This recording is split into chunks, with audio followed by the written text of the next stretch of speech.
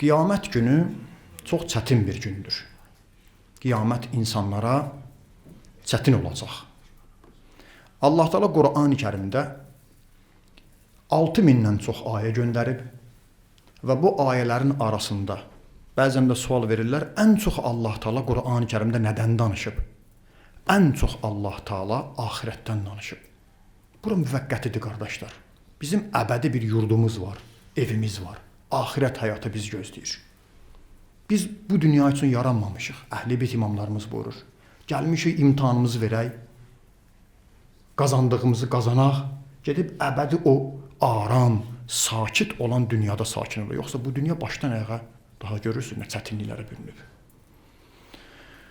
Qur'an bizə qiyamətdən danışır.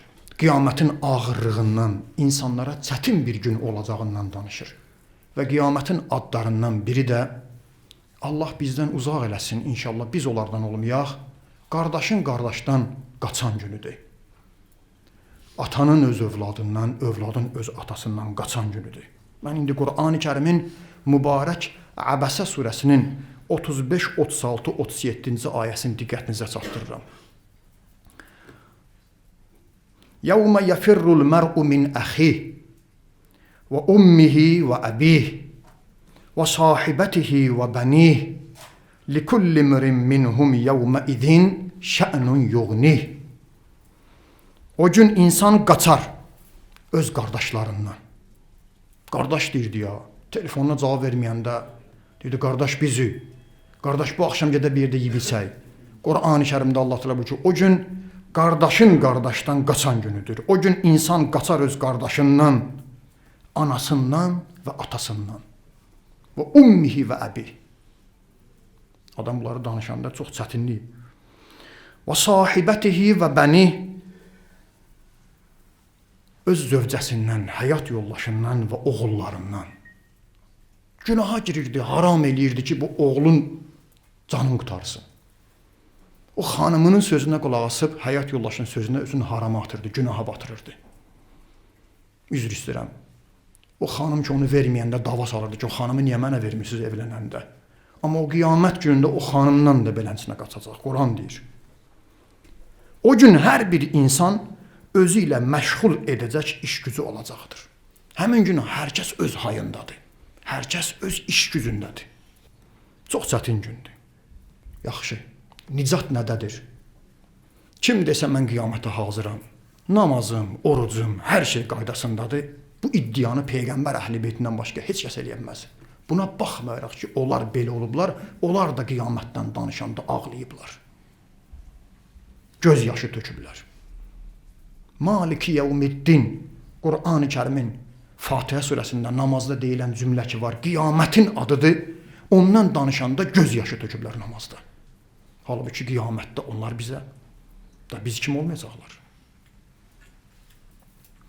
Həmin gün bizə şəfaatçı lazım olacaq, kömək lazım olacaq. Əməllərimizə güvənməməliyik, əməl etməliyik, əməl lazımdır. Amma bizə orada böyük bir köməkçi lazımdır. İnsan çətinə düşəndə deyir, pul var, imkan var. Amma bir adam lazımdır ki, mənə kömək eləsin. Həmin adama şəfaatçı deyirlər bizim dinimizdə. Qiyamətdə şəfaət var, kömək var. Kömək eləyənlərin də arasında qiyamətdə ən böyük şəfaət-ü üzma, şəfaət-i əkbər, ən böyük şəfaət, hətta Peyğəmbərlərin belə ona pənah gətirib sığındığı bizim əziz Peyğəmbərimiz, aləmlərə rəhmət olan Həzrəti Muhammed sallallahu aleyhidir. Allahümmə salli ala Muhammed ali Muhammed. Bütün ümmətlər öz Peyğəmbərinə gözünü dikəcək. O Peyğəmbərlər də Peyğəmbərə pənah aparıb ona gözünü dikəcək. Bəs niyə onun şəfaatını qazanaq?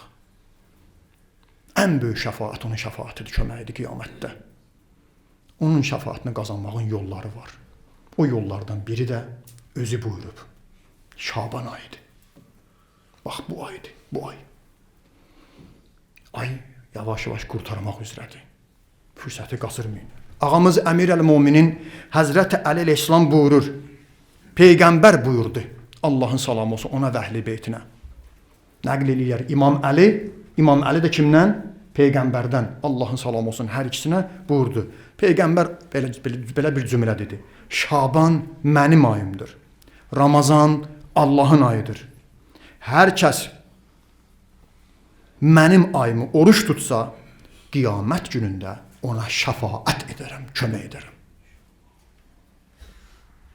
Hər kəs Allahın ayını oruç tutsa, Allah Teala onu qəbirdə qorxmağa, vəhşətə qoymaz, vəhşətin aradan aparar. Onu onunla ünsiyyət tapar. Onu qəbirdə Allah Teala tək qoymaz.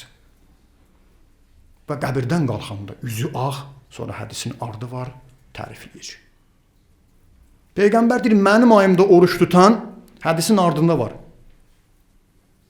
Qiyamət günü qalxanda onu göndərirlər Peyğəmbərin yanına. Gəlir Peyğəmbərin qabağında durar, deyər ki, mən Şaban ayında oruç tutmuşam.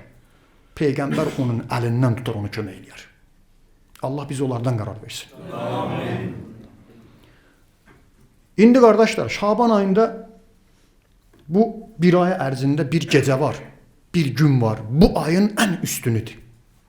O da 15-ci gecə və 15-ci gündür. Nimə Şaban, xalqın dillə desək. Şaban ayının bir gecəsi var. Bu ayın içərisində ən üstün, ən fəzilətli, ən şərafətli gecə və gündüz odur. Şaban ayında. O da 15-ci gecədir. Həmin gecə oyaq qalmaq, ibadət etmək, tapşırıblar, çox mühümdür, çox əhəmiyyətlidir. İndi həmin gecə oyaq qalmaqla bağlı, baxın, Cəbrail əleyhissalam Peyğəmbərlə necə davranır? Qardaşlar, əqidəmiz budur.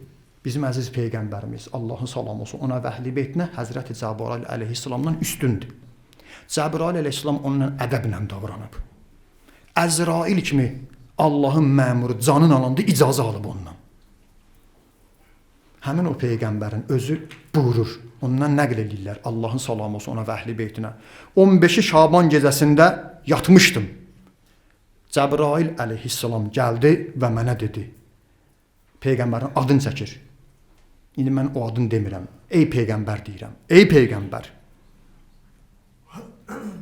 bu gecə yatırsan, məni oyatdı və mənə dedi. Peyğəmbər soruşur ondan, məgər bu gecə nə gecədir ki? Peyğəmbəri kimi yuxudan oyadar, onu narahat eləmək olmaz. Amma Cəbrail əleyhissalama tapşırıq verilir. Ged aləmlərə rəhmət olan Peyğəmbər də yuxudan oyad, mühüm gecədir. Niyə yatmısan? Peyğəmbər soruşur, əleyhissalam, bu gecə nə gecədir? Cəbrail dedi, 15-i Şaban gecəsi. Sonra mənə dedi, qalx ayağa, məni qaldırdı yatağımdan və məni apardı özünə Bəqi qəbirstanlığına. Həccə gedənlər bilir, getməyənlər Allah nəsib eləsin. Peyğəmbərin şəhərində, Mədinədə mübarək qəbrinin yanında bir qəbirstanlıqdır, 4 imamımız da orada bastırılıb. Və mənə dedi, başını qaldır. Bu gecə göyün qapıları, asimanın qapıları açıqdır. Rəhmət qapıları açılıb, qardaşlar. 15-i Şaban gecəsi. Sonra hədisin ardında buyurur ki, nədir o? Rəhmət, Allahın razılığı, Allahın bağışlanmağı, Allahın lütfi, tövbə, nemət istəyirsən, hədiyyə istəyirsən, yaxşılıq istəyirsən. Sonra Peyğəmbər ardında bu hədisdə buyurur ki, həmin gecə Allah Teala çoxlu insanları cəhənnəm əzabından azad edir. Həmin gecənin adlarının da Bəraət gecəsidir. Nə gecəsi? Bəraət. Soruşurlar qardaşlar, Bəraət gecəsi haçandır? Həmin o Bəraət gecəsi də 15-i Şaban gecəsidir. Niyə həmin gecəyə Bəraət gecəsi deyirlər? Bəraət uzaq etmək, çəkinmək. Həmin gecə Allah Teala çox insanlara cəhənnəmdən bəraət verir. İnşallah çalışaq, oyaq qalaq, namaz qılaq, ibadət eləyək. Həmin gecə, o Bəraət gecəsində bizə də bəraət versinlər ki, cəhənnəm əzabından azadsa. Hədisdə olan cümləni deyirəm, xurafat deyil. Allah Teala həmin gecə çox insanlara əfv eləyir. 4 ayaqlı heyvanların bədənində olan tüklərin miqdarı qədər insanları cəhənnəm əzabından azad eləyir. Allah biz onlardan biri qərar versin. Sonra buyurur, bu gecə insanların ömrü təyin olunur. İnsanlara həmin gecə 1 illik ruzilərinə təsiri var. Allah Teala bir illik insana xeyir bərəkətləri də həmin gecə hədisin ardı gedir. Sonra hədisin bəzi əməlləri var. İnşallah oyaq qalın, bacardığınızı eləyin, dua eləyin və mən İmam Əli əleyhissalamdan bir hədisi deməklə söhbətimi yekunlaşdıram ki, daha həmin gecə gərək bacaranlar oyaq qalsın. İmam Əli əleyhissalam buyurur, Həzrət Əli, təəccüb edirəm. İmam görün kimə təəccüb edir? Təəccüb edirəm o insana ki, bu 4 gecədə bihudə işlərlə məşğuldur. Bu 4 gecədə boş-boş işlərlə məşğuldur. Bihudə, avaradır, üzr istəyirəm. İmam təəccüb edir. Niyə bu 4 gecədən istifadə edilmir bu adam? Niyə faydalanmır? Niyə fürsəti əldən qaçırır? Hansı gecədir?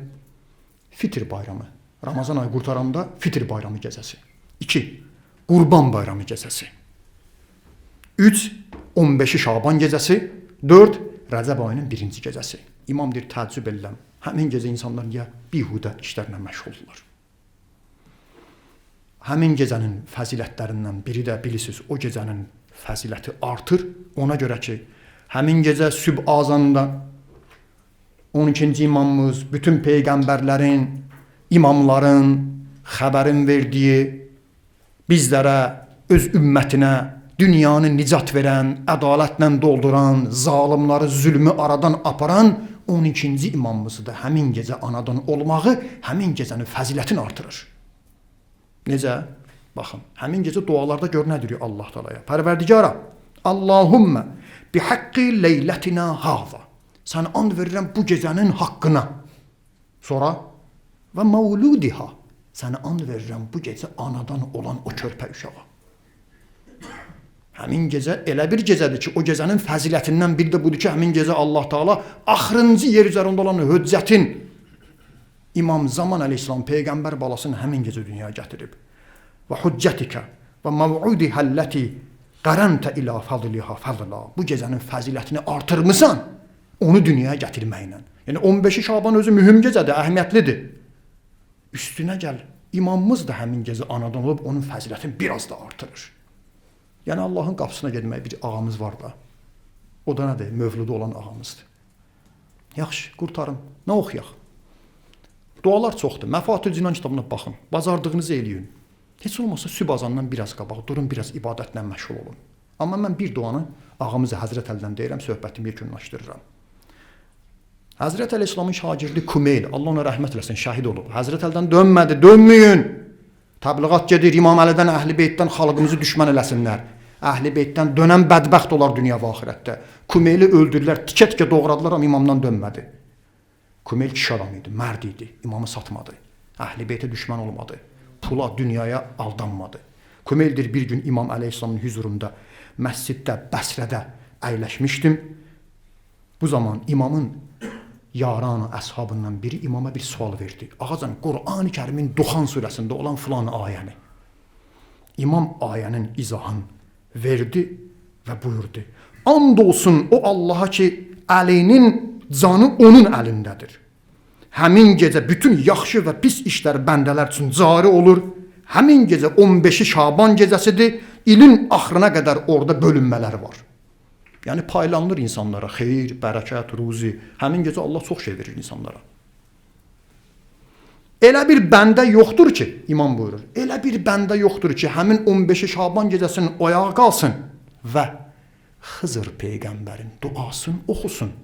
Allah Taala onun duasını qəbul etməsin. Tutdunuz. Oyağa qal. Neynə? Xızır peyğəmbərin duasını oxu. Amma oradakılar çoxları tutmadı. İmam durdu, getdi. Kumeyldir, mən getdim imamın dalıca, imamın qapısına. Qapını döydüm, imam çıxdı. Nədir Kumeyl? Dedim, ağacan, Əmir əl-Müminin gəlmişəm, səndən soruşam, mənə Xızır peyğəmbərin duasını gittin, həmin gecə oxumaq lazımdır, onu mənə örgədəsən. İmam buyurdu, otur Kumeyl. Oturdum. Sonra imam buyurdu, bu duanı oxuyun, əzbərləyəndən sonra, örgənəndən sonra Allahı hər cümə axşamı bu dua ilə çağır.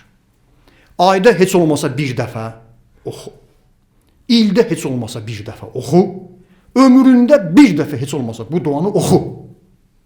İmamın sözüdür ya.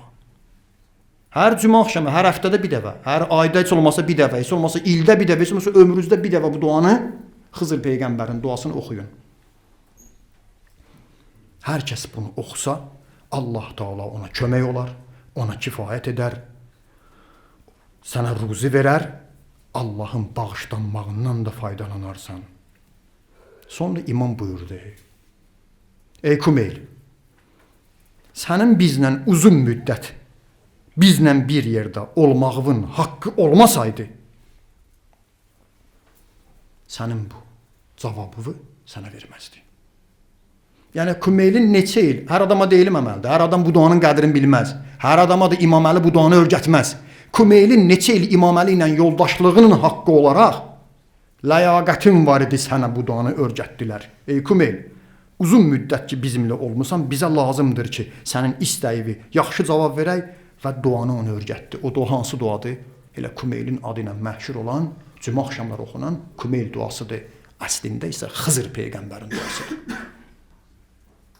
Allah'ın verə Peyğəmbər onun pak əhli beytinə, Allah'ın verə bu Şaban ayının İmam Zaman ağanın hörmətinə bizləri də o Xızır Peyğəmbərin duası oxunan, oxumağı bacaranlardan, duası qəbul olanlardan qərar versin.